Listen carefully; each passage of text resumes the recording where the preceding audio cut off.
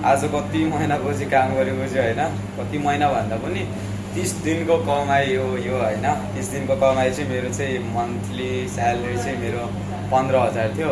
15,000मा चाहिँ 3,000 अस्ति घरतिर हालिदिइसक्यो, चाहिएको थियो घरमा पनि। 3,000मा पहिले मेरो महिनाको 5,000 बजेको थियो, 8,000 मिलाएर घरतिर हालिदिएको। अहिले चाहिँ अस्ति 500 रिचार्जको लागि यताउता गरेर 500 लियो आफूले। टोटल है खर्च पानी एक नगरेर पैसा भन्ने यदि इम्पोर्टेन्ट हुने रहेछ कि होइन। खर्च पानी एक नगटाएर अहिले मसँग चाहिँ 11,500, 11,500मा 500 अस्ति रिचार्जको अनि 3,000मा मिलाएर 8,000 पठाएको। अब 11,500 बस्यो।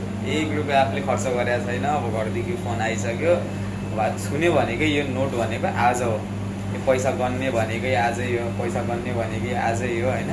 अब आज गन्यो, अब भोलि चाहिँ फेरि अब आज बेलुका फेरि उता पैसा हाल्ने दाइलाई दिने, उहाँले हालिदिइहाल्नुहुन्छ घरतिर।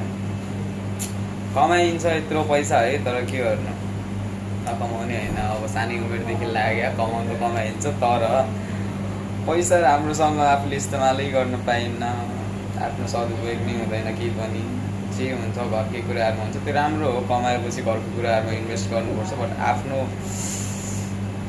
हो भन्ने चाहिँ छैन कि। आफ्नो पैसा हो भन्ने चाहिँ थाहा छ, यो पैसा मेरो हो, आजको दिन मात्रै मेरो हो, भोलि घर पठाएपछि त्यो कहाँ युज हुन्छ, के हुन्छ, कस्तो हुन्छ है।